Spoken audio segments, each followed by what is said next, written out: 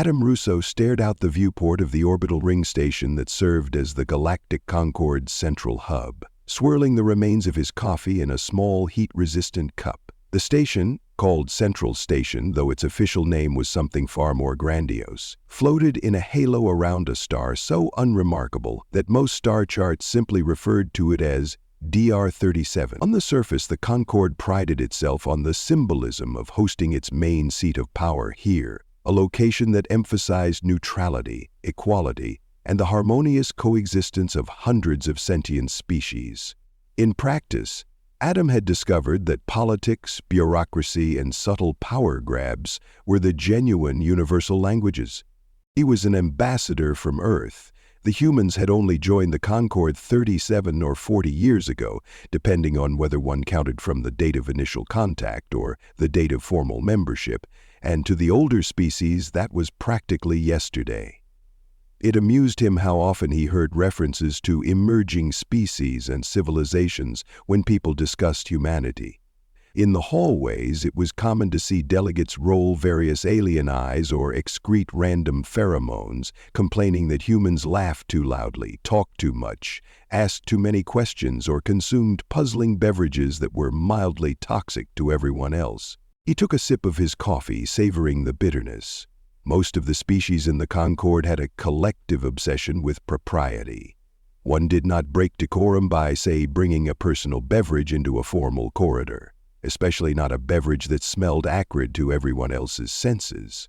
Adam had learned very quickly that small gestures of apparent ignorance or insolence worked wonders for throwing others off balance. He let the coffee swirl again, turned and headed back toward the conference halls where a routine meeting about the upcoming Millennial Peace Summit was about to take place. Maria Yo, his junior attaché, hurried to catch up with him. She was carrying a stack of data tablets, and her expression revealed a blend of genuine enthusiasm and that slightly comical kind of worry that many young diplomats displayed in an environment like this.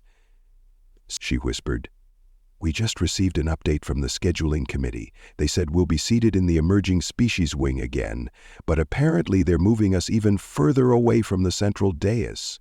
Something about the Ophidians objecting to the smell of coffee." Adam paused mid-stride, raising an eyebrow. "Of course they did," he muttered with a faint smile. "Never mind, we'll make do. The vantage point won't matter for long." They stepped into a broad corridor lined with translucent walls, allowing them to see the expanse of space.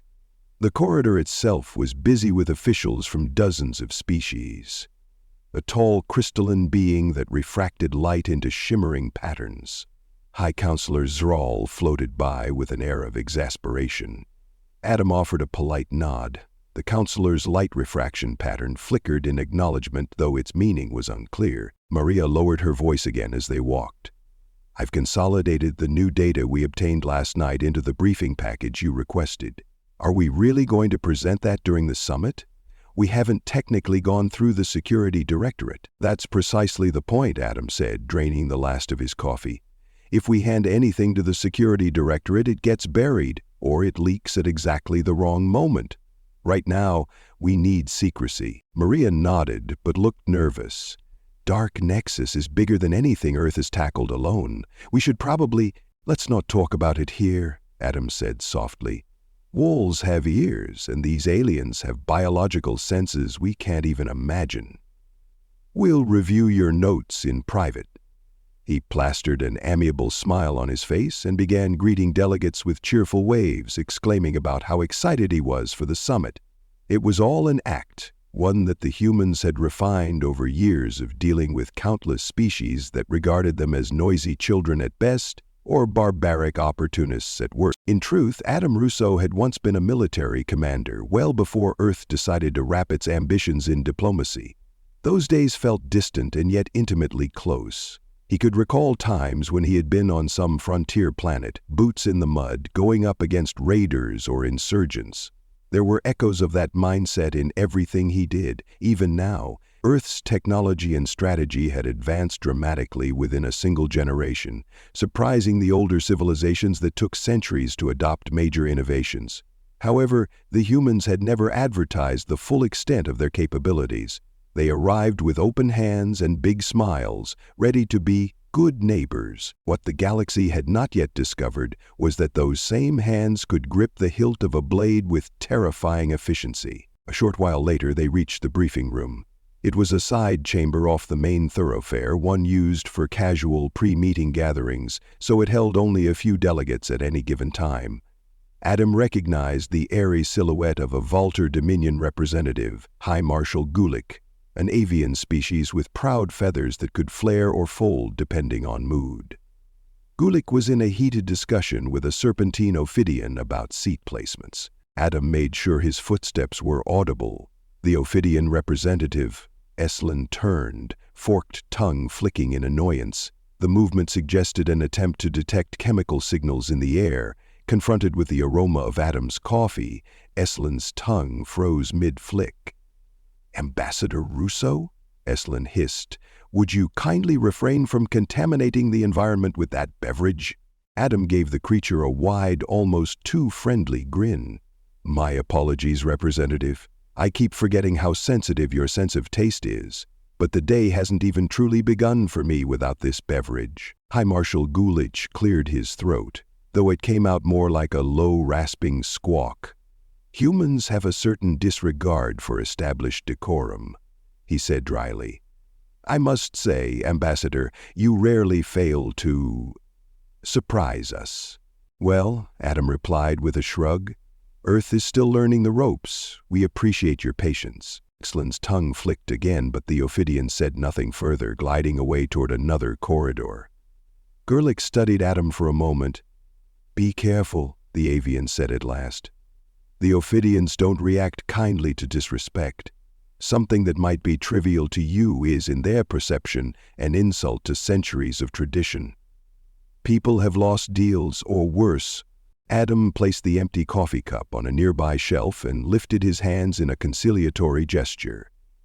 "Understood, High Marshal. We want to respect everyone's traditions. We'll do our best, as always." Gulick nodded and excused himself. As soon as the avian was out of earshot, Maria leaned closer. "Are we truly going to behave ourselves at the summit?" Adam smiled, a hint of steel in his gaze.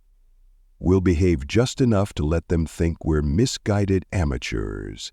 The less suspicious they are, the better." Maria took a deep breath. "Understood." They moved onward to the main assembly hall, which was a colossal space bristling with technology that accommodated dozens of different atmospheric requirements. Sections of the hall were separated by force fields that created distinct pockets of breathable mixtures for species with unique needs. The seats were arranged in concentric circles around a raised dais. This dais was typically reserved for the presiding leadership or for any speaker formally recognized by the assembly. At the far edge of the hall, separated by what amounted to a wide aisle, the emerging species wing was located, only marginally better than standing outside the door. Maria set down her data tablets, glancing around at the bustling crowd of delegates. Some were tall, some squat, others multi-limbed or barely physical at all. Their combined voices formed a quiet roar of language, electromagnetic pulses, pheromone releases, and everything in between. Adam could almost sense the tension. The Millennial Peace Summit was supposed to celebrate 1,000 years of relative harmony, yet cracks in that facade had been visible to anyone paying attention. The number of petty disputes, trade disagreements, or old rivalries overshadowed the celebratory atmosphere. The reason he was truly here was hidden in the data packets he had stashed in the secure compartments of their quarters. Dark Nexus, a criminal syndicate rumored to have infiltrated many high-level offices, represented a serious threat to the entire Concord. The official security directorate had tried and failed for decades to do more than minor damage to that organization. Adam knew precisely why. Corruption. Some individuals in the directorate seemed to prefer that Dark Nexus continue operating. Perhaps it brought them bribes, perhaps they feared it. Either way, it was a scourge that needed to be wiped out. He looked around at the bustling delegates. In the swirling mass of different species, he saw a few suspicious glances turned their way. Maria noticed as well. She offered him a silent nod, confirming that she recognized the watchers. Adam responded with a nearly imperceptible nod of his own. They took their assigned seats. He forced a benign smile to remain on his lips as the official session began, though his mind was elsewhere. The ceremonial address from High Counselor Zrawl, shimmering with refracted light, tried to strike a tone of optimism about the current era of unity. Listening to it, Adam couldn't help but note the dissonance between the speech and reality. That speech ended with the typical applause, or the equivalent gestures from species without hands. A series of routine announcements followed. As the hours droned on, Adam studied the hall. He needed to time his future maneuvers carefully. By the end of that day's preliminary session, they had not discussed the proposed seating arrangement for the grand banquet or the ongoing concern about Earth's expanding operations in the Orion Spur. That was all reserved for closed-door committees. So, Adam and Maria made their way to a small side office beyond the main thoroughfare. It was a modest space, listed in official documents as Emerging Interests Office, 1117. The jokes practically wrote themselves. The noisy neighbor's nook, the newly minted species hole in the wall, etc. Inside, however, was state-of-the-art human security tech. Maria scanned her biometrics, and the door sealed behind them with a faint hiss. Immediately, Adam took out a specialized device, Earth's encryption technology not widely known among other species. "All right," he murmured. "Now we can talk freely. Show me what you have." Maria placed her data tablets on a table and began a quick briefing. "We've identified a number of financial nodes that trace back to Dark Nexus. Most are shell companies scattered across 3 major star systems. I've cross-referenced them with travel logs for high-ranking Concord officials, and there's definitely a pattern. People from the Security Directorate, the Council, and even a few local administrators are making suspicious journeys. Usually short, usually involving secure cargo that never appears on official manifests." Adam scrolled through the holographic displays. "Yes, this lines up with what Earth's intelligence corps have suspected. Good work. Once we reveal this, though, the question is how we deliver a knockout blow without spooking them enough that they scatter. Because if they go underground, we lose the chance to bring them to justice in one sweep." Maria pursed her lips. "We can't rely on the Security Directorate to help. They're compromised. But maybe we can create a public incident, something that forces them to act." Adam nodded slowly. "That's what I'm thinking. We feed just enough intel through carefully chosen channels to lure Dark Nexus into making a move. If they attack openly, it'll be considered aggression against the Concord as a whole. Then we have every right to respond." Maria stared at him. "It's risky. People might get hurt." "They might," Adam acknowledged. "But if we do it quietly, the infiltration remains unstoppable. This is bigger than we are, Maria. The entire Concord is at stake, and Earth won't sit by while criminals exploit or enslave. Even if the other species think we're incompetent, we still have to do what's right." She lowered her gaze. "I understand. I'll compile the final version of these data sets.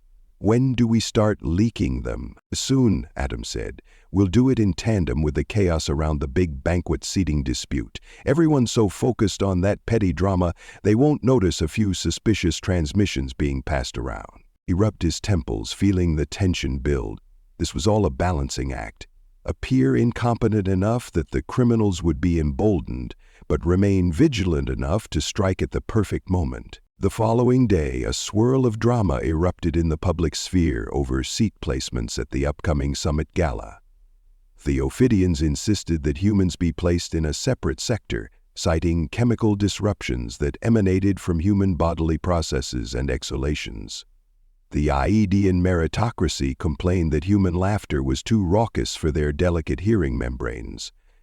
Other species joined in, each citing some personal grievance with humankind's cultural insensitivity. Adam, wearing his best diplomatic mask, listened patiently to each complaint, nodding at times and apologizing with genuine courtesy.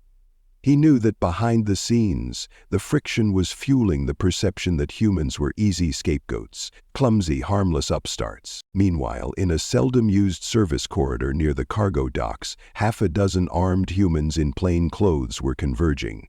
They wore no official insignia, and they carried advanced scanning devices that no one in the Concorde realized humans even possessed.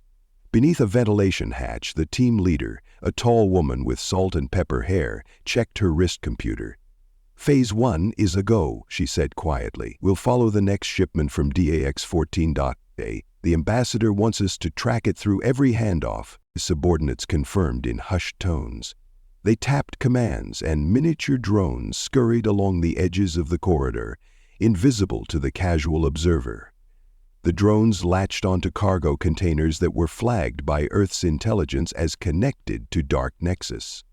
It all happened out of sight, overshadowed by the loud squabbles about seating charts. By the time the official gala day arrived, the tension in the station's corridors was palpable. High-level delegates from over 200 species had gathered, including many whose paths rarely crossed. The primary assembly chamber was rearranged into an opulent banquet space, featuring specialized zones for species that needed zero gravity, or entirely liquid habitats, or extreme temperature pockets. Humans inevitably were told to occupy Sector 9, which was nearly an afterthought of a location, tucked behind a partition near the ventilation shafts. Maria, draped in a simple formal gown, gazed around at the chamber. "It's actually quite a show," she whispered to Adam. "All these decorations, the carefully tailored lighting, the cultural performances from half a dozen star systems. It's beautiful." "Indeed," Adam replied, sipping a fresh coffee from a thermos. He was ignoring the scandalized look on an Adian official's face who happened to see him tip the container to his lips. "A spectacle of unity on the surface. It's good for—" Their conversation was cut short by a sudden hush falling over the hall. High Counselor Zrel glided forward in shimmering grace to the central dais. Illumination converged on their crystalline form, and the hush deepened until the entire hall was silent. "Honored representatives," Zrel began, voice resonant with carefully modulated frequencies that most species found mesmerizing. "We gather to commemorate the Millennial Peace Summit. For 1,000 years, the Concorde has stood as a testament to the possibility of interstellar harmony." Adam let the speech wash over him. It was the usual rhetoric, carefully balanced to acknowledge old alliances and reassure new members. In the middle of it, a subtle beep sounded in his ear. A private communicator? He tapped the earpiece discreetly. A voice came through, crackling with suppressed urgency. "Team leader to ambassador, we've confirmed the final piece. The weapons are on the station. They're hidden in a cargo bay near Dock E12. We also intercepted transmissions that indicate they plan to strike during this gathering." Adam's stomach tensed, but he let none of it show on his face. He took a slow breath and whispered, "Understood. Keep me updated." He glanced at Maria, who had likely received a similar notification. Her expression revealed only the faintest flicker of tension. Then she assumed a polite smile once more. Moments later, Zrel concluded their speech, to polite applause and customary gestures of applause from species lacking hands.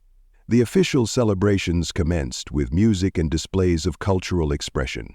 Adam circulated through the crowd, shaking appendages with some delegates, exchanging forced pleasantries. Then the alert came. An alarm klaxon blared, red lights flared along the chamber walls, and every delegate froze. The station's AI core voice echoed in multiple languages. "Security breach detected, unauthorized vessels approaching, weapons signatures confirmed." Panic rippled through the hall. Some species began excreting stress pheromones, while others fell into defensive stances. Adam set his coffee aside and flipped open his communicator. "All units stand by," he ordered quietly. High Counselor Zral's crystal form flashed in confusion.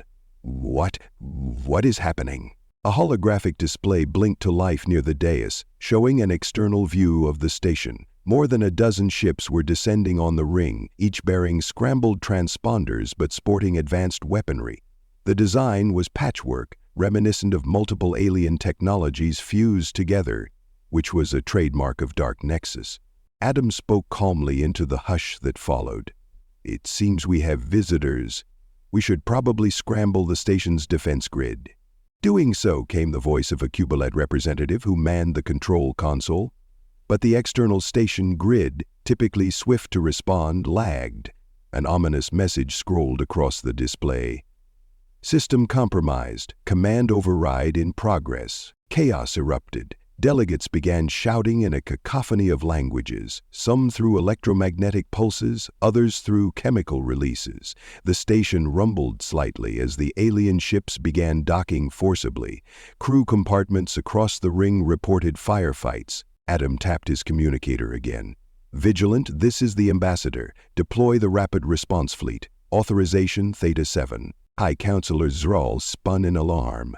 "Ambassador Russo, what are you—" Their question was drowned out by a flash on the holographic display. 6 human ships dropped out of faster-than-light transit with impeccable timing, emerging right behind the attacking vessels. The hull designs bore Earth's emblem, something that had never before been seen in full combat formation. Each vessel accelerated into precise formation, effectively corralling the attackers away from open space. "What is the meaning of this?" demanded a Dorsan official, metallic filaments flaring around their plasma core. Adam stood straighter, his entire demeanor shifting from the easygoing diplomat to something more commanding. "Allow me to introduce Earth's 7th Rapid Response Fleet," he said calmly. "We took the liberty of stationing them nearby, just in case." No one missed the undertone of that remark. On the holographic display, the Concorde watchers beheld a shocking spectacle. The human warships moved with a level of coordination typically associated only with the oldest and most militarized civilizations of the galaxy. They launched small craft that clamped onto the pirate vessels like parasites, effectively preventing them from escaping. The station rocked again, but fewer blasts were felt this time. The intruders who attempted to board from Dock E12 found themselves pinned down by well-armed human marines. Across the chamber, the expressions of the delegates ranged from astonishment to fury. Many hissed or glowed or erupted in protest, outraged that humans had deployed warships without Concorde approval. Adam remained unflappable. In the display feed, the first of the enemy ships tried to break formation and flee. A human vessel intercepted it within seconds, grappling its engines. Comms chatter crackled from the overhead speakers, revealing that Earth's special tactical teams had boarded and were clearing the decks. The speed and efficiency with which it was done left the entire Concorde in. Finally, the feed cut to show that all hostile craft had been either disabled or captured. Minimal casualties were reported. Adam nodded, stepping forward. "You see," he said, addressing the entire hall, "this criminal network has been operating in your space for years. We discovered their infiltration but knew that simply exposing them through official channels would fail because their agents are woven into Concorde's own structures." He spread his hands in what might have passed for a helpless gesture, though there was nothing helpless about him now. "So, we created a situation. We allowed them to learn that Earth had certain intel and was close to uncovering their leadership. They attacked before we could make it public, and now, as you can see, they've exposed themselves. We have them cornered." The roar of overlapping protests and demands for explanation shook the hall. High Counselor Zral floated forward, shining with frantic pulses of light. "You manipulated them into striking the station itself." Adam locked eyes with the crystalline being. "We did what was necessary to protect the Concorde from an enemy you've tried and failed to eliminate for decades." "Your actions were unauthorized," snapped an Idean official, scales raised in fury. "So was their infiltration," Adam replied calmly. "But as you can see, our response was effective."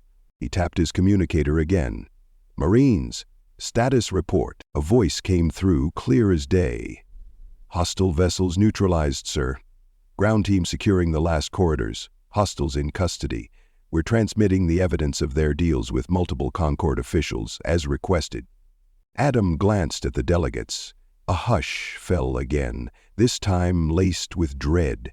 In unison, many realized that Earth had not only crushed the immediate threat, but had also collected proof of internal corruption. Some delegates squirmed, some looked pale, or the equivalent in alien physiology. Maria stepped beside Adam, maintaining her composure. She motioned to the datapad in her hand. "We have logs of financial transactions, shipping manifests, and personal correspondences that implicate certain high-level figures. We'll be forwarding these to an independent council, as is our right under the Concord Charter." High Counselor Zrell's crystalline surface darkened. "We need immediate clarification regarding your military capabilities," they managed to say, half-choked. This is unprecedented. Humans were assessed as having only minimal defensive fleets, but you just deployed warships with more advanced maneuvering and infiltration capabilities than nearly any in the Concord." Adam gave a mild shrug. "We never claimed to be powerless. We simply never found an occasion to deploy such forces. In fairness, no one asked the right questions." That remark sent ripples of unease through the assembly. The humans had played their part as enthusiastic newcomers, full of clumsy warmth and caffeinated energy, but never had they revealed themselves as apex predators in a diplomatic costume. Until now. The scene in the chamber devolved into countless voices, some praising Earth for saving the station, others accusing them of staging a coup, still others murmuring confusion and awe. Adam raised both hands, calling for order. "Distinguished representatives," he said, "we understand your shock, but consider what would have happened if we'd done nothing. These criminals would still be lurking, smuggling illicit technologies, trafficking life forms, and undermining your own security. You see, we do take our responsibilities seriously, perhaps more seriously than you realized." He held the gaze of High Counselor Zrell, whose refracted light now pulsed in a more subdued pattern. Adam could guess what the counselor was thinking. "This changes everything. Humans are not who we thought they were." In the following hours, as the guests were escorted to safety and the station's security teams finally regained control of their own systems, a new crisis emerged in the form of official inquiries and demands. An emergency session of the executive committee was called, people crammed into a smaller but more secure chamber, where Adam, Maria, and a handful of other human officials were effectively put on trial. Though it was not officially called that, representatives from the oldest species demanded to know how humans dared conduct unilateral military operations on Concord territory. They fumed about deceptions and hidden might, about the cunning used to lure Dark Nexus into launching an open assault. Maria laid out the data packages, revealing the corruption that had paralyzed the Concord's official security apparatus. Slowly, the protests against humanity's actions grew quieter, overshadowed by fury at the internal betrayal. 3 council members were implicated almost immediately, with financial records that tied them to Dark Nexus affiliates. The hearing stretched into the night cycle, with arguments looping around each other. When asked directly, "Why didn't you inform the Security Directorate?" Adam calmly explained that many in the Security Directorate itself were compromised. When asked, "How can we trust you now that you've shown your predatory nature?" he responded by pointing out how predator and prey existed in every ecosystem. The humans merely had not allowed centuries of technological progress to dull their survival instincts. There was no neat conclusion to that hearing. It ended with the Concord leaders acknowledging that humanity's infiltration had been the lesser evil, given it had exposed Dark Nexus. An uneasy resolution was reached. Earth was to hand over all suspects to the newly reformed, carefully vetted security teams, which would proceed with formal prosecutions. In return, Earth would not be punished for circumventing official protocols, because doing so had clearly saved countless lives. The next days were a swirl of announcements. The criminals captured in the raid were singled out for trial. Investigations blossomed across multiple star systems to uproot any hidden cells of Dark Nexus. Corrupt Concord officials quietly resigned or were forced out, while the rest of the leadership scrambled to contain the political fallout. Throughout all of this, humanity's image transformed from bumbling newcomer to a source of both fear and admiration. Some whispered that humans were not to be trifled with. Others muttered that Earth had proven itself a more reliable ally than many who had been in the Concord for centuries. A week after the incident, Adam found himself standing in front of the large viewport again, gazing at the star DR-37. The ring station was recovering from the damage, though scorch marks and sealed-off corridors remained as reminders of the attack. Maria approached, looking exhausted yet proud. "Any regrets?" she asked quietly, hands clasped behind her back. He exhaled, the ghost of a smile tracing his face. "We orchestrated a trap that endangered this entire station, so I can't say I'm thrilled about that. But it was our best play to take them down all at once. If we had tried a smaller step, they might have slipped away. Dark Nexus was too entrenched. Now that the infiltration is exposed, the Concord has a chance to truly clean house." Maria nodded. "We've received an official request from High Counselor Zral for Earth's cooperation in a new anti-corruption task force.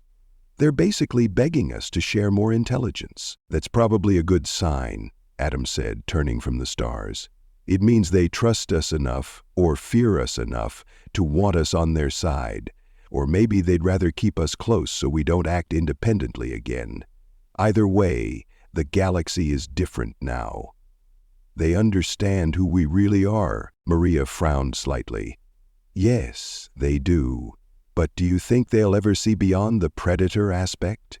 Will they realize that we're not out to conquer, just to ensure stability on our own terms?" Adam set a reassuring hand on her shoulder.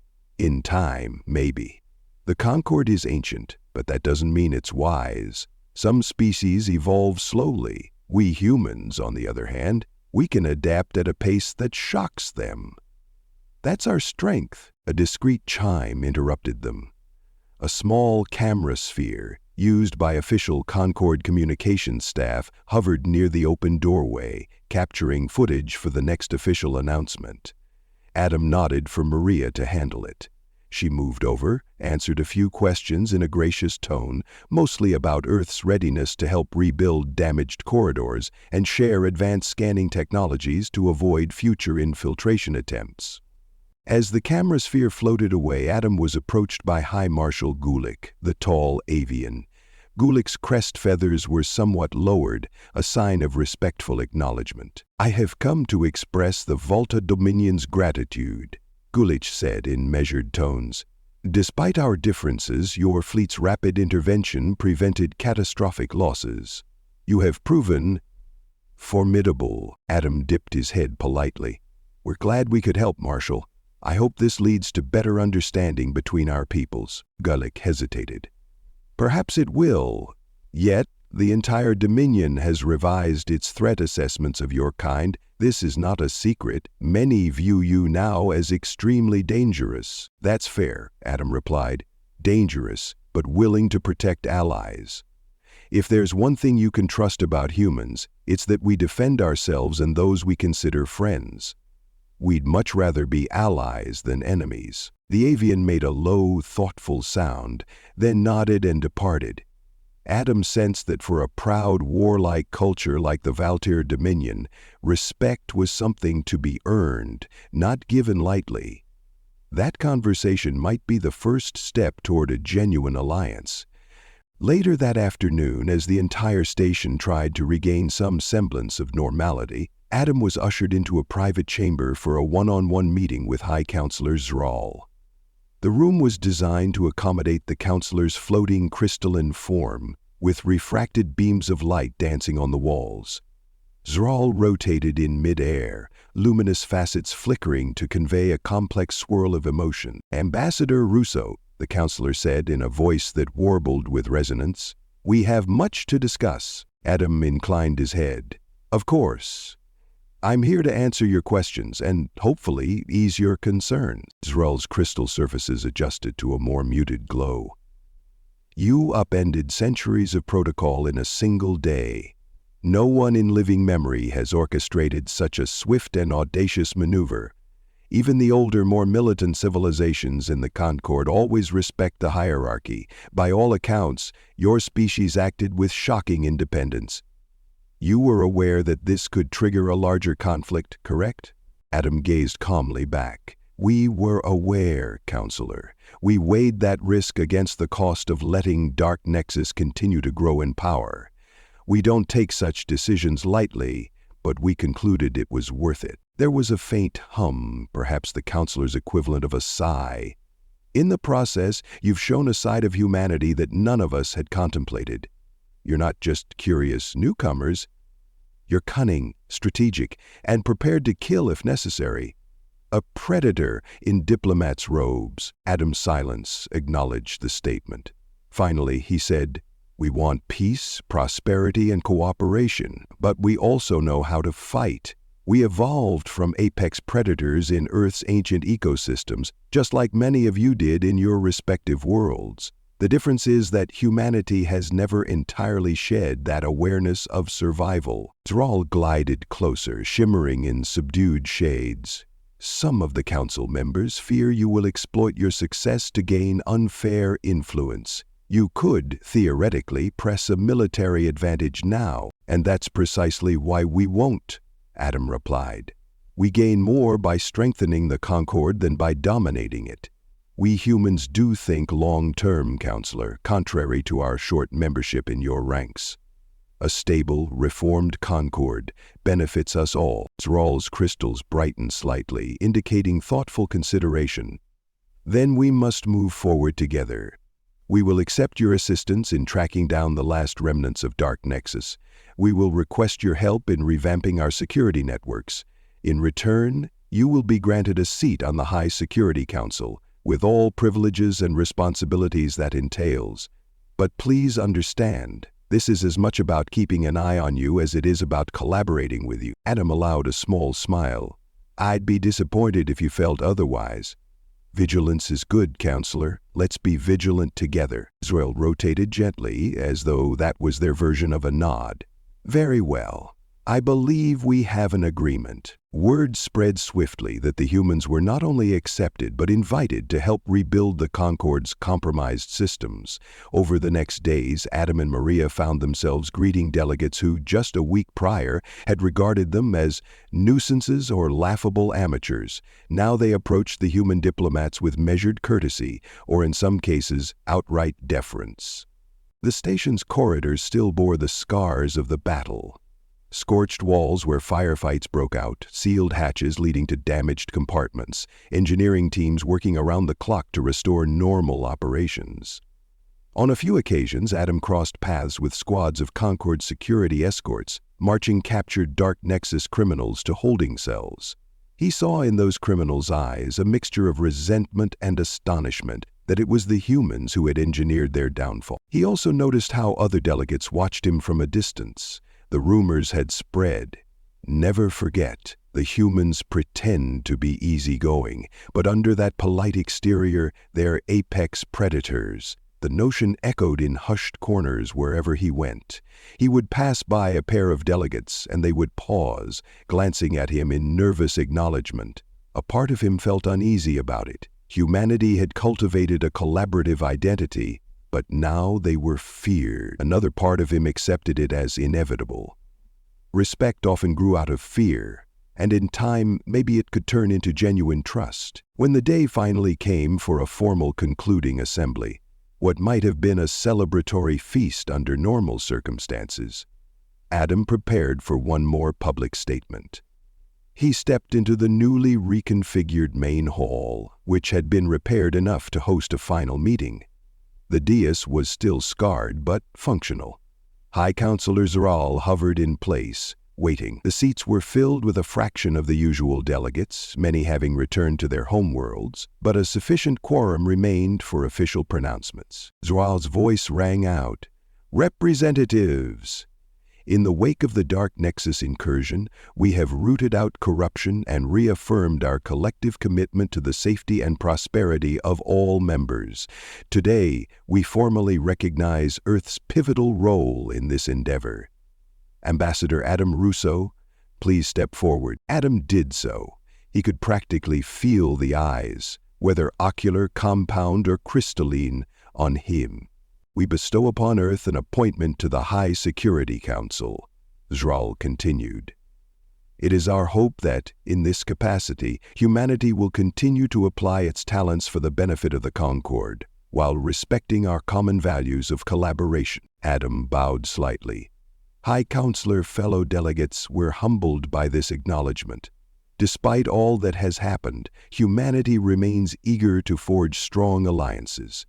We don't claim moral high ground. We know we can be aggressive if pushed. But I promise you, the very determination you saw in that ambush is the same determination that drives us to protect our friends. He paused, letting the hush linger. We have never hidden our predatory origins. We've simply chosen to live as neighbors rather than conquerors. Now that you understand us better, I hope we can move forward with honesty. Let's build a safer galaxy, one that stands united against criminals and threats of every kind. Zral's crystals flickered, and a subdued murmur of agreement spread through the hall. Adam stepped back, feeling the weight of the gazes, the mixture of caution and curiosity. The humans had shattered the illusions that had cloaked them in benign irrelevance. Now, they stood revealed as apex predators wearing the garb of diplomacy. He thought of Earth, countless light years away. He thought of the generations to come, how they would inherit a galaxy where humans were no longer dismissed as harmless, but recognized as a force to be respected, perhaps even feared. It was not the dream of a purely peaceful integration, but it was the reality required by a universe filled with hidden dangers and equally hidden corruption. After the assembly ended, Maria caught up with him outside the hall. "We have so many requests for meetings, I'm not sure where to schedule them." She laughed a little. "It seems everyone wants to discuss possible partnerships now. Military exercises, joint research, trade expansions." Adam nodded. "That's no surprise. Some are sincerely interested in alliances. Others probably want to keep us close so they can gauge how dangerous we are. Either way, we have an opening to shape the Concord more than ever before." Maria studied his face. "You're okay with that?" He tilted his head thoughtfully. "We never asked for dominance. But if this is the path to ensure we don't fall victim to some threat like Dark Nexus, and if it grants us the leverage to push for real reforms, then so be it.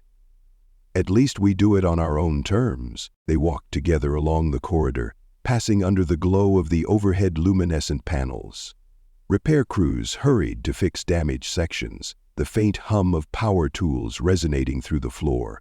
Delegates, some wearing formal garments, others sporting exoskeletal plates or shimmering fur, stepped aside as Adam and Maria walked by, many offering polite nods or uncertain smiles. In that moment, Adam recalled an old saying from Earth, "Speak softly and carry a big stick." He never quite liked that phrasing, but the principle endured. Humanity had spoken softly for decades, for fear of scaring off the older species. In one day, they had shown the rest of the galaxy that the big stick was very real indeed. The only question was whether the rest of the Concord would eventually see that humans wanted genuine friendship as opposed to conquest. Maybe time would tell. For now, the most pressing matter was to finish rooting out the remaining remnants of Dark Nexus and help the Concord reform its security apparatus. Over the following weeks, Earth's intelligence teams worked hand in hand with selected Concord investigators, carefully vetted for any ties to corruption. Many smaller cells of Dark Nexus were dismantled. A few high-profile arrests were made. People in the corridors whispered about the new standard of efficiency that the humans brought to the table. Others whispered about how dangerous it might be to let the humans gain so much trust and access. Through it all, Adam continued to smile, that calm, friendly smile, offering coffee to unsuspecting delegates, bowing politely to the Ophidians who scowled back, and responding graciously to pointed questions about Earth's true strength. Every conversation reminded him that trust was a delicate currency, and that the line between ally and adversary in the Concord could be razor thin. On the final day of official post-incident reviews, Adam found himself alone in a quiet observation deck near the station's apex. The wide windows offered a panoramic view of the star system. The emptiness of space was broken only by the glimmering ring station itself and the faint glow of distant starlight. Beyond lay the Orion Spur, which Earth was so eager to explore and develop. He thought of the centuries ahead, where children born on Earth might grow up traveling to new colonies, forging connections with alien neighbors. He imagined, too, the generations of these alien species who would learn that humans were not the naive, chattering creatures they had once seen. In the reflection of the glass, Adam saw his own faint silhouette, a man dressed in a formal suit, the epitome of Earth's diplomatic tradition. He was also a man shaped by centuries of human survival instincts, by a cultural legacy that never forgot the predator's gaze. He whispered to no one in particular, "We can pretend to be harmless, but we'll never forget what we are, and I hope they never make the mistake of underestimating us again." With that, he turned and walked away from the viewport, ready to address the next stage of negotiations. The day the galaxy understood that humans are just apex predators pretending to be diplomats was behind him now, but the consequences would reverberate through the galactic concord for many generations to come.